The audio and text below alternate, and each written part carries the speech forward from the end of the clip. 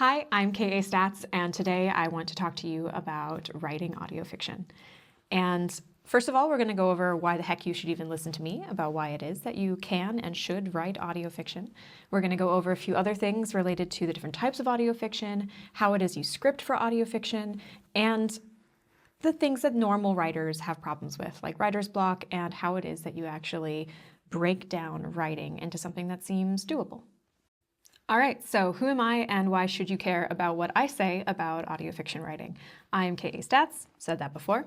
I am the co-founder of Fool and Scholar Productions. I am a creator, a writer, a director, a casting director, and a marketer for our small indie Fool and Scholar production company, where we create shows like The White Vault, Don't Mind, Dark Dice, and a whole bunch of other ones, including our first nonfiction, That Scares Me Too, but that's nonfiction, so we're not talking about that one today.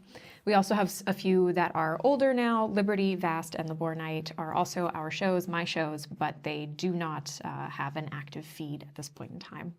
We have been working, I say we because the company is myself and my husband. We've been working since 2015, specifically in audio fiction podcasting. We have over 55 million downloads and so many awards. That sounds so weird to say, but we do a good job. People really enjoy our stories, and I hope that I can explain to you how it is that you can write some of your own.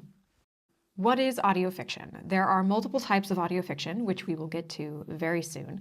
But here I will mostly be discussing scripted audio fiction and a few pointers on how to build better scripts specifically for audio storytelling, and how to prepare scripts for remote recording. So sometimes you'll be working with just yourself, other times you'll be working with a full cast. We will get to that. But we will be covering sound scripting. I'll explain what that is later. Direction for remote recording, which is something that you can write directly into a script. The dread of writer's block, because that comes up in almost every single presentation about writing, and it absolutely applies when you're writing for audio as well. I will give you my practical structure for successful outlining and plotting, because I'm very much a structured writer, And yeah, we have a lot more to cover, so let's get into it. Audio fictions, the variety. So there are multiple kinds. There's single narrator being if I were to write a story where it is just myself, my voice, or the voice of an actor. You as the writer can, of course, be the person presenting the voice of your story, or you can have somebody else do it. But this would be one person telling the story. Simple narrative is very much along the lines of sometimes a more modern version of an audiobook. More modern audiobooks nowadays are having multiple voices and the addition of sound effects, so this can vary. But a simple narrator would be someone explaining a story as though it were their own, or telling a myth or a legend, something along these lines. Immersive narration is when you take the simple narrator and then you add additional layers of immersion, so sound effects, ambiances, perhaps even music. Full cast, which is what I generally write and which is what we're going to be focusing on in this presentation, generally has more than one, because then it would be single narrator. The full cast generally has 4 or more. We have an entire slide on this later. And then the last kind of audio fiction that I'm going to be talking about here very shortly is improvised fiction.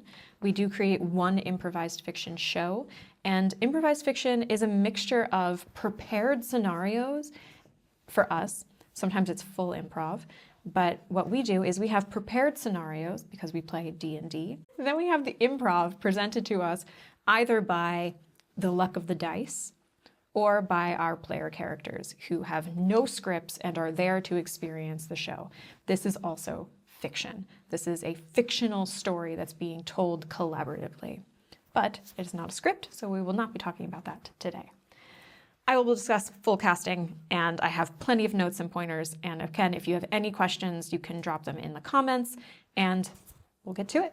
All right, a few simple starters that I'm going to go through bullet points wise, because it's either part of the larger writing, or it's something very specific to audio, which are kind of things you just need to know, and then you can implement them. So, speech patterns.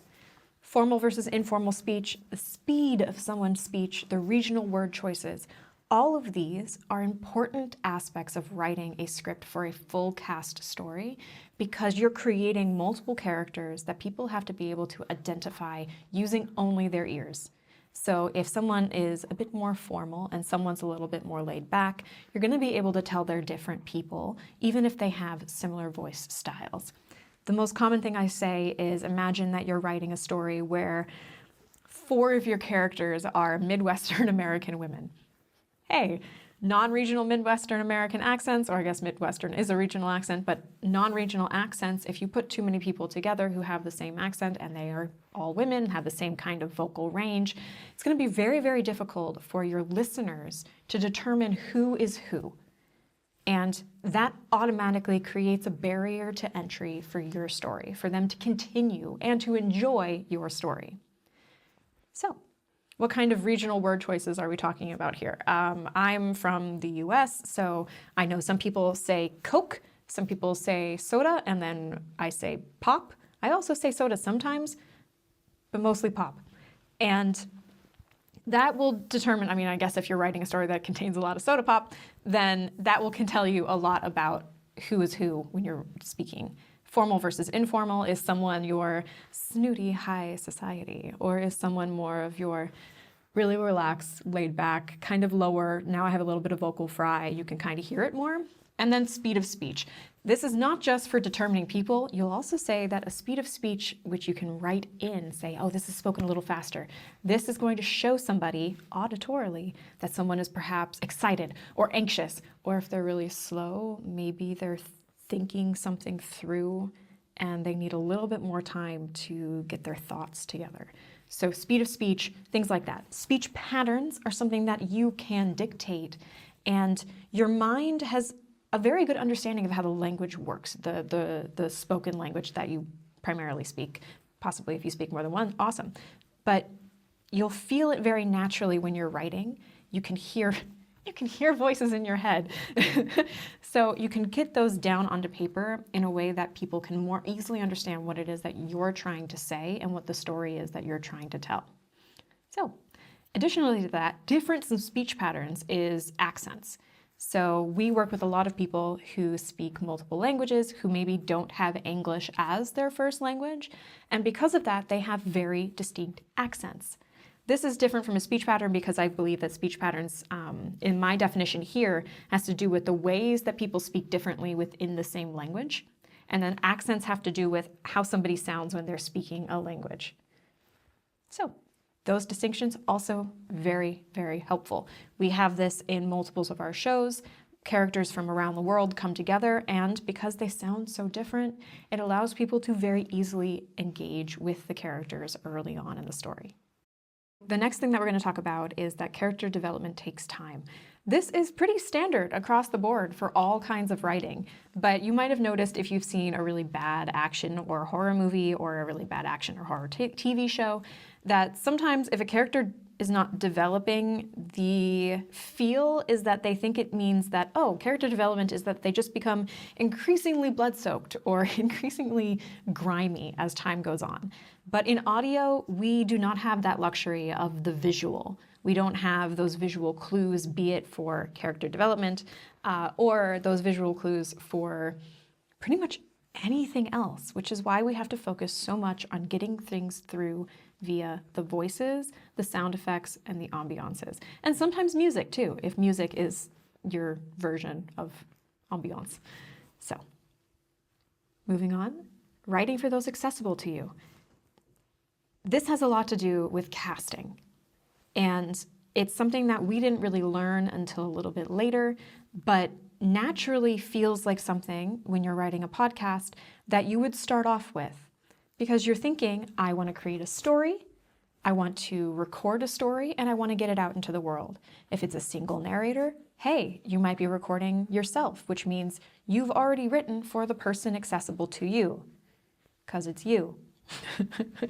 Or you could say, this is awesome, I'm going to write a story, and it's me and my 2 friends, and we are just going to make an amazing story together. Great, you wrote for the people accessible to you. It might come up that if the people accessible to you are all people who sound exactly like you because you all grew up in the same area and you're making stories with your high school buddies, then you can go back and see speech patterns, formal and informal.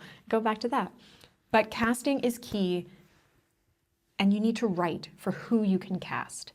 Because if you write a story that requires that you have an elderly woman from Romania, and you don't have access to an elderly woman from Romania, you've just created a barrier between you finishing or you creating your script and then actually finishing a podcast episode or a story episode and getting it out there into the world.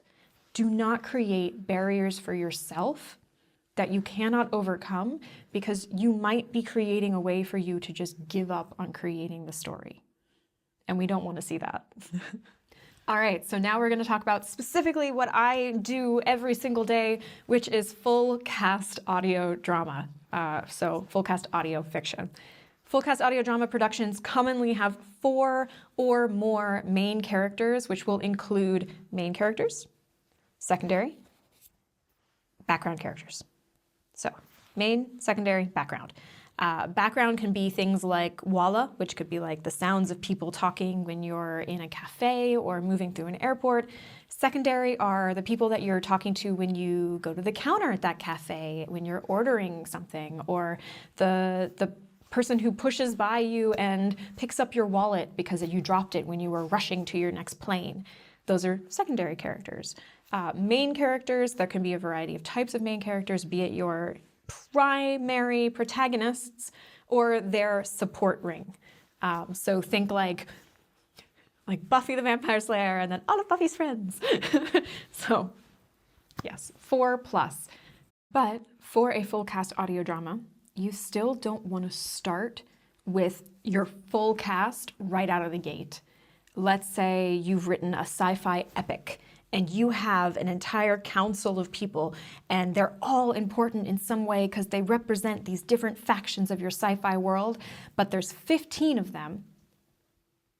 And even if they all have distinct voices, even if some of them are aliens and sound completely different but still understandable, you're going to have a hard time as a listener starting that story. You've been thrown into something so discombobulating that you feel off-put. So as a writer, it's best to start with a much smaller cast and grow from there. This will allow the audience to learn and adapt to audio storytelling. So maybe they haven't heard an audio story before in this way, in which case they need time to adapt.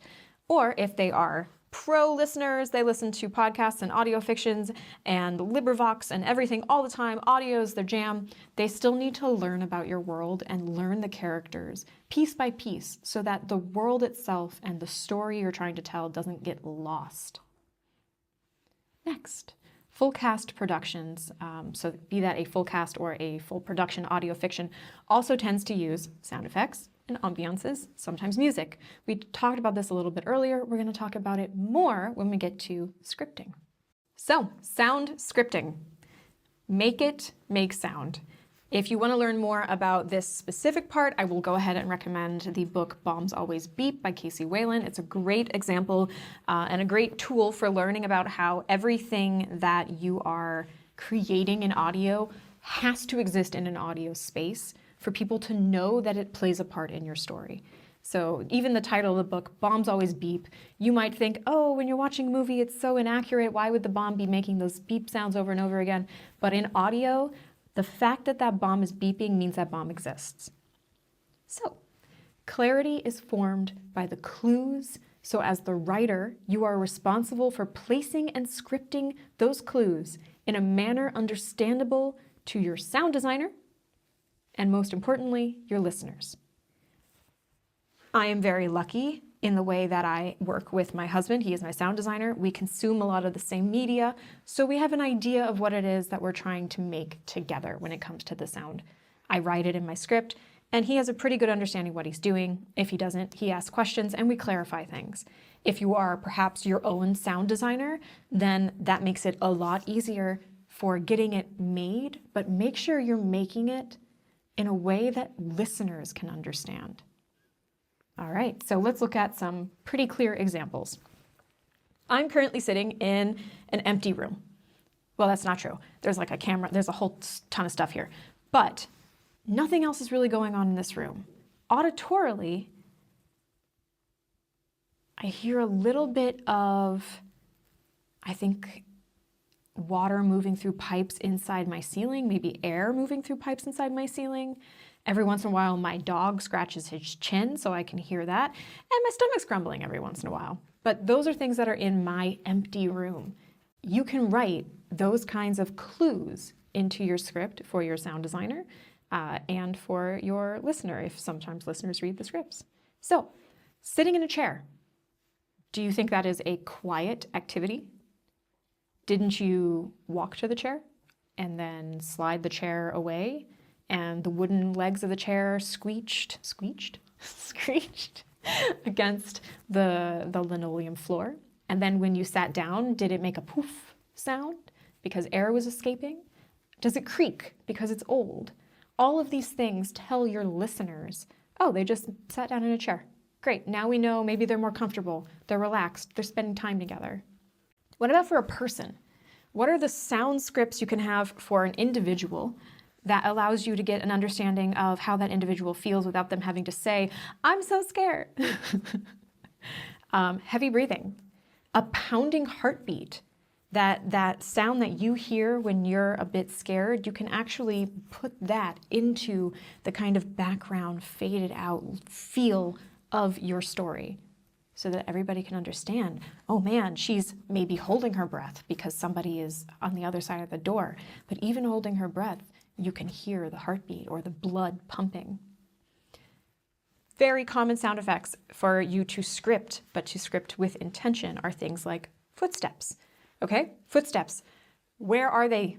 What are these footsteps doing? They're going down a hallway. Hallway is going to have a different ambiance than walking into a bedroom that's carpeted. Those are going to be very different feels. Who is walking? Is it a person wearing boots? Is it a person with bare feet? Are they wearing high heels? All of those are going to sound different. How are they walking? Do they limp? Are they actually running? What are the differences? All of those are things you should include in a script. I will have an example later on, I swear, so you can actually see what a script looks like and take some notes if you want to.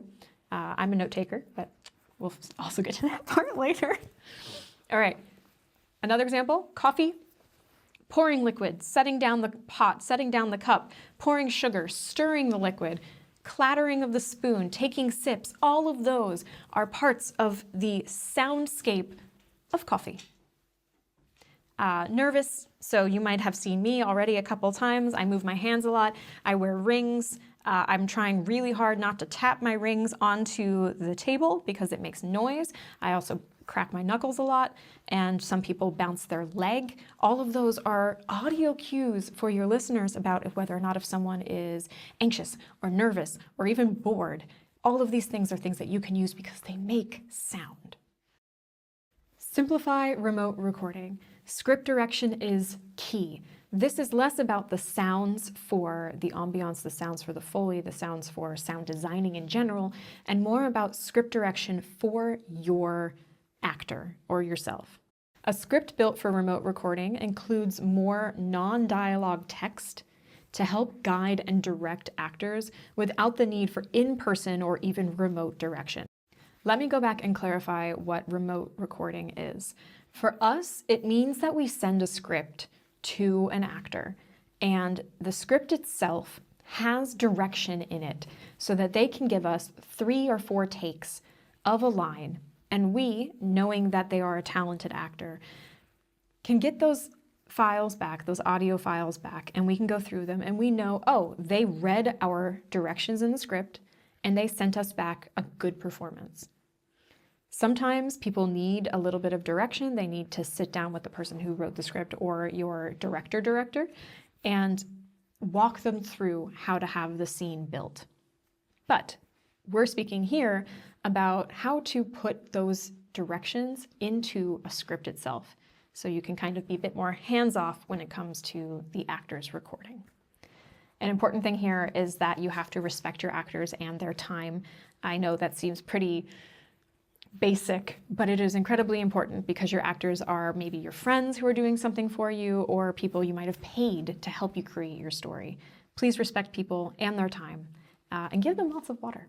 When you know what you want ahead of time, you can make it really, really clear, and preparation will streamline the work, which also helps remove barriers from the creation of your story. The longer a project takes, the more it can feel like you can't get it out into the world. It's true for any kind of writing. If you're writing a novel, or if you're writing a memoir, or if you're writing scripts for audio dramas, the longer something takes to create, the more it can feel like something of the past that's never going to become a reality.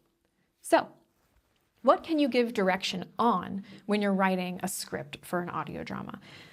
You can give direction on things like emotion. So is someone angry? Is someone sad? Is someone heartbroken? Are they incredibly terrified? Should their voice be wavering? Those kinds of things. Emotion, pretty straightforward, right?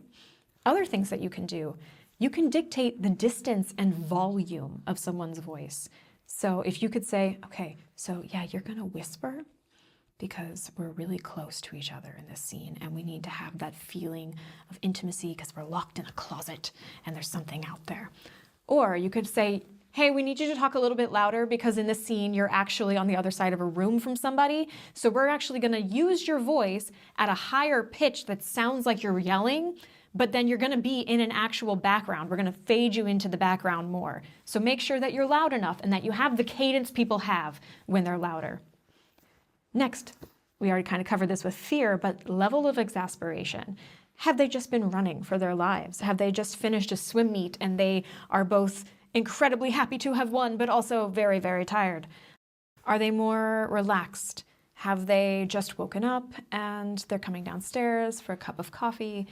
What is the level of exasperation, of breathing, of tenseness that they're showing you with their voice? Situational context clues can also vary greatly based off of what someone's doing. Did they perhaps steal a piece of gum that they weren't supposed to steal from someone and they're obviously chewing it when they're having a conversation with someone?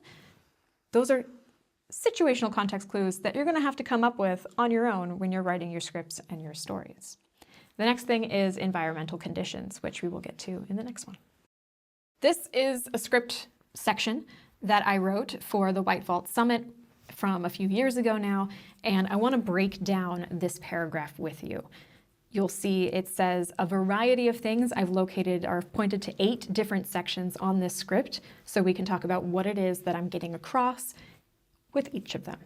Number 1, it says busy apartment. This is the location. It establishes the ambiance and sets the scene. You as the reader, or I guess you as the listener, don't know it's an apartment, but your sound designer and you as the creator would know that an apartment is yay big and it sounds like a mid-sized room. It's not going to have the great echoes of a hall. It's not going to sound super, super tight. And it might also tell you things like, oh, there's probably like an AC or a refrigerator, those kinds of clues. Number 2 points to an activity. So you'll see that this one says dishwasher running.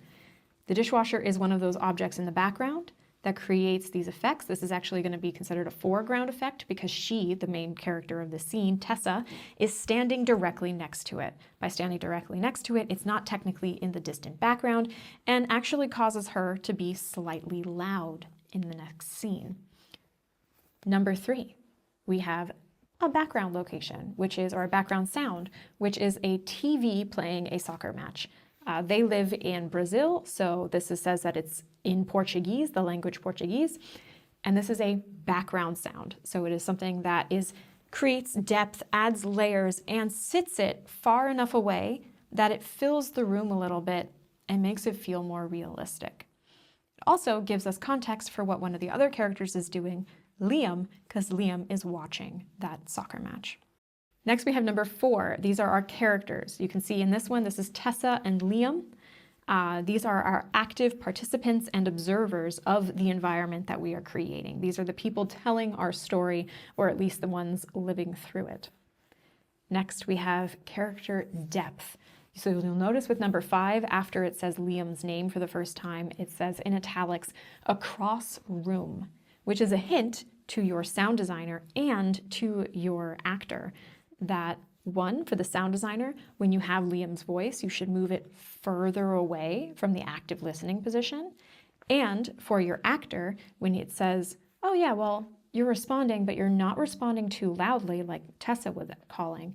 So it's going to be quieter regardless. Number 6, additional direction. So we have Tessa here saying at this part and previously in the other line with Tessa, she's saying it's slightly loud. And she's doing this because she is right next to the active dishwasher. This is her sound sphere, means that she thinks as a character in the story, she needs to speak up over the sounds. Additional direction can include things like volume, emotion, and more for remote recording. Number 7, material. Material is part of your ambiance, your stage creation. Here I say that the footsteps are on a wooden floor that move to a linoleum floor. And this is saying that when Liam gets up to go and change the washing from the washer to the dryer or to hang things up, he's walking across linoleum or the wood, and then he's moving into linoleum, showing that he's moving from probably the living area of their apartment into a small washroom or cleaning room. And those are going to give you different ideas of where he is in this space. Lastly, here we have number 8. This is audio clues. This is shifting cloth and a slight small clatter. These are the things that we can't see, but these small sounds, regardless of what you use to make them, sound like an object being moved. Here we say we can't see the laundry being removed from the washer and being hung to dry, but the slight shifting of cloth and the slight clatter of maybe the door of the washer opening helps us get the scene in our heads.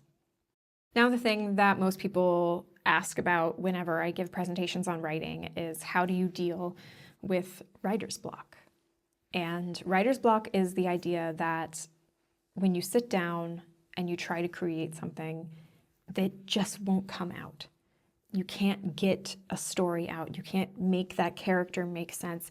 You can't put the pieces together to build the best scene, or you just feel too overwhelmed at the possibilities to move forward. And for me, it's about being prepared to be unprepared. Because as a professional writer at this point in my life, writer's block can't happen. It does happen, but I can't let it happen because I don't have the luxury of not writing for weeks at a time. You always see those things, those writers who are like, oh yes, in fiction, of course. Oh yes, I wrote a book 3 years ago and I haven't written a word since. That is the most fictional thing that someone can say. All right, so let's talk about writer's block. Tactics to try. I use all of these tactics because if I have one problem with writer's block or one problem with one project, I need to at least be working on something else. So, input is one of these tactics. Sometimes what we call writer's block is the inability to conjure a new idea or new ideas. I say new ideas in parentheses because there's this idea that nothing is new anymore. Think about that. Take the time to feed your mind and put more into your imagination. Put more into that back catalog where you can come up with new ideas. Go and revisit what has inspired you or find new things that expose you to new ideas. For myself, this could mean going back and reading books that I've enjoyed in the past, or stories, short stories that I know have inspired me previously, or that may have originally inspired an idea, and I feel like maybe I've lost the gist of it. It could also be, because I am a nerd, going and playing D&D with my friends, or playing a new video game. I've gotten many amazing ideas from playing video games in the past because there are fantastic writers who put together scripts and backgrounds and everything for different types of games. there is a way to find creative input, creative ideas in all kinds of media. The next one, though, is output. So sometimes writer's block is a feeling of too many ideas and you don't know where to start. If a single story that you've been working on is holding you back, take some time to jot down ideas from other stories or revisit open projects that have been waiting for a while. If you have far too much out there, it can feel overwhelming. So I like to classify the different stages that my projects are on and look at what feels attainable or achievable within a certain amount of time. If I think, oh, I just need to write episode 10. I need to write episode 10 because episode 10 will finish that season and then that project will be closed out and that would feel great, but I cannot get myself to write episode 10. And I say, okay, if input's not working, if the other ideas aren't working, I can't be idle as a creative person. I'm going to go work on the outlining for a brand new story idea, because sometimes creating something else entirely can kind of rekindle that spark for what you were trying to do originally. It's kind of like when you're looking for your keys and you stop looking for them, and then when you stop looking for them, you finally find them. It's like when you stop working on the project, you finally find the inspiration to work on the project. So give it a try. Another one is build better bricks. Break down your story into key pieces. So all of the little building blocks, the arcs, the characters, the conflicts, the settings, take time to address the weakest block in your story and strengthen it. Because if you can build stronger blocks, you'll feel as though you have a stronger story to move forward with. And it can feel far less intimidating to go back and work on a small individual piece of a story than trying to make the next big scene that's going to have a huge impact on your listeners. Again, you don't need to stop, you just need to change gears. The last one is sounding board. This one is so important, and I always tell people when they ask me, how do you find the inspiration? And the thing is, I never thought I was going to be a writer. It wasn't a thing in my life at all until I started working with someone who I love and who made me feel as though it was a safe idea for me to get my stories out into the world. Bring someone you trust in on the problem of you writing. Say, hey, I really want to write, but I need someone to hold me accountable. Or, hey, I really want to write, but I need someone to bounce ideas off of. Because I am myself an isolated collection of ideas, so it's somewhat difficult to judge your own storytelling. But if you bring someone in that you really trust, who you know can help you through things, who's not going to be rude, but who can be positively judgmental, it's a good way for you to have a back and forth before releasing something into the wild. So talk to people, show them your ideas. Don't feel scared that someone's gonna steal your idea. Like we said before, there really are no new ideas. It's just the new ways of you building these stories. And leaving you with the little part here about writer's block before we move on is that writer's block does not mean that you have to stop, especially if you work in audio fiction, or let's say in the future, you've written an amazing script, your podcast is out in the world, people love it, they're asking for your next season, and then you get writer's block. But you can't stop because you feel like everybody's waiting on you to create something. There's more to writing than just putting the words on the page. So use these tactics or some others of your own if you know of any, and try to move past it by finding ways around things. And I hope that part was helpful, and we're going to move on.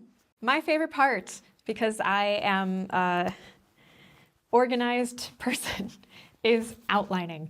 This is my practical structure for successful outlining. Again, I want to preface here that I am a plotter. I plot everything when it comes to my stories. I have many, many things pre-created. I have incredibly long outlines, and I understand that that might not be the kind of storytelling or writing that you do. So this is, again, just an example of how it is that I create these things. And if it's helpful to you, that is fantastic. Maybe you only need one piece of this information that I'm giving you, or maybe you need all of it. Whatever it is, this is just the way that I do it, and I hope you find a way that works for you. All right, I like me some bricks. Brick by brick. And I have my little joke here, which is you can rip my plans from my cold, dead hands, because I will never write something without an outline. So what does an outline mean for me? I start with the smallest piece of my story, which is the concept. Write it down. Write down your concept, write it all down, write down that weird dream you had that you think you can turn into a story. Everything from beginning to end, it doesn't matter if your beginning was just, there was a hole in the ground, and the end was, the moon blew up. Does not matter. Individual tiny sentences, not even sentences, they could be like ideas in bullet point format. This is just your concept of a generalized story, and you will fill it in from here. So, barest bones, you are just creating a skeleton or a drawing of a skeleton at this point. And then we will start with the season. Everything starts with season 1. Or story 1, or act 1, no matter what kind of story you're creating. I write in seasons, so that's the terminology I'm going to use. If you need a different terminology, just, like do it in your head. Just get rid of the word seasons when I speak and just be like, boop, chapter. Okay, so everything starts with season 1. If it's only one season, that's great. You're already working on your entire story. That's great, absolutely fantastic. Or it could be that you're writing a 6-season epic. But it doesn't matter, because the first season is its own story. Because if you don't conclude some version of a story by the first season, you're not telling a good story. Where do you start at the beginning? What is your season climax? I am literally asking you, when you are writing out this thing, I usually use like a time chart, okay?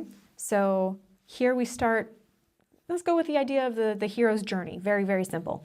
Hero's journey starts at home, little bit increase in climactic tension as we get to them discovering something, leaving home, the eventual battles, the learning of new things, and eventually the great climax in the fall. Fall being, I guess it could die, but I mean more of like a tension fall, the end of the story, resolution.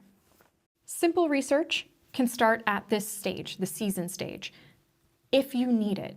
But again, do not dive in so deep into research at this point that you stop your creative momentum.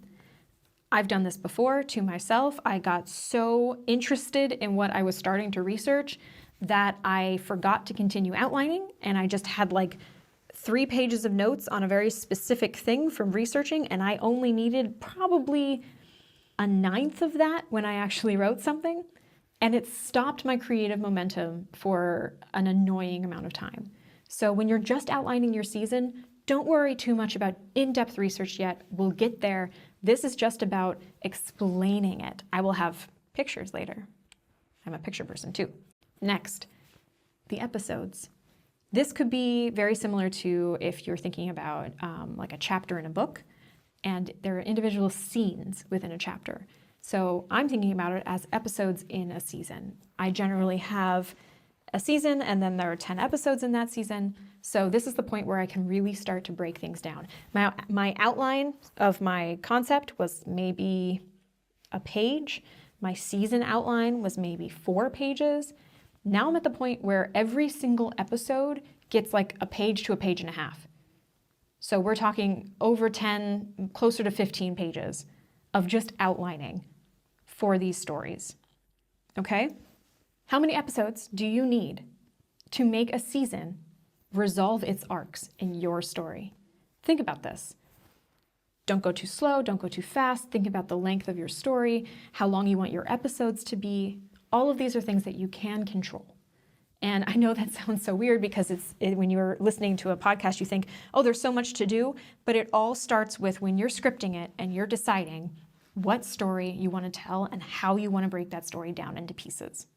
What are the character developments? along this season? What are the storylines? What are the major events for each character? The major events for this season, the major events for the location.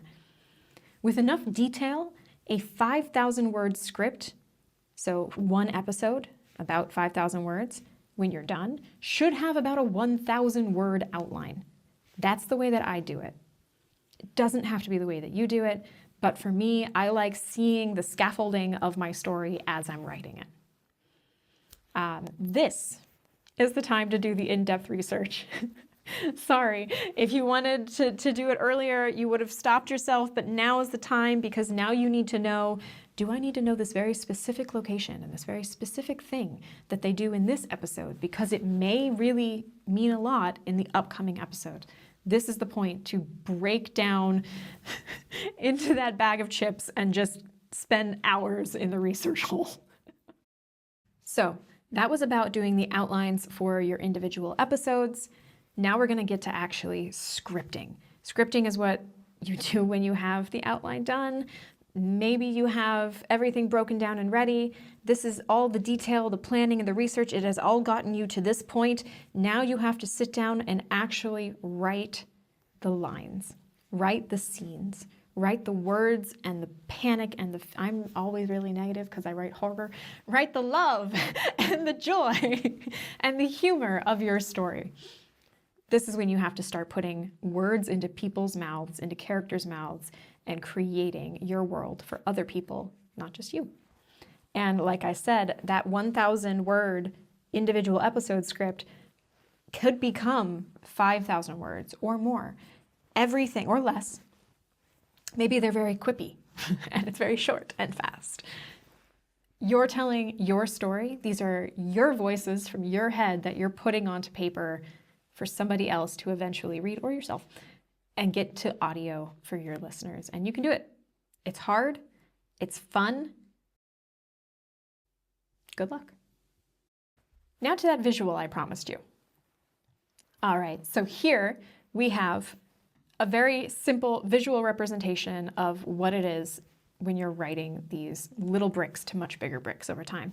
You'll see that the concept brick is one tiny little individual brick, and then that concept brick breaks down into 3 seasons of a story idea. That individual first season then breaks down into, this one has 8 episodes, and then you'll see that those 8 episodes become 8 much larger scripts. If you've watched, I think it's called Unbreakable Kimmy Schmidt, there's a point where she says, you can do anything for 10 seconds. And she just does something for 10 seconds and then she restarts her counter and she does it again and she does it again because she's like, oh, I can do this for 10 seconds. And then she just resets the counter and she does it all over again. It makes it easier to break things down into smaller pieces, because if you're trying to write a grand, epic fantasy, it can feel so overwhelming. And if you're the kind of person who doesn't know how to deal with that overwhelming feeling, break it down into pieces.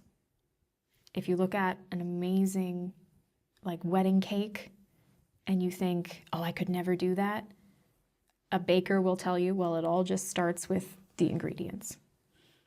And that's what you can do here. That's what you can create for yourself, is an ease of the path forward.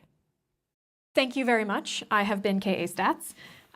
Here I covered writing for fiction podcasts, but we also know that there is a lot more that goes into creating a grander podcast in general. We have other videos on things like funding for your podcasts, mixing and mastering for your podcasts. You can find those on our YouTube channel under the Audio Drama Roundtable playlist, which we will link here as well. And I hope that you can create your story, and I hope that one day we can hear it. Subscribe.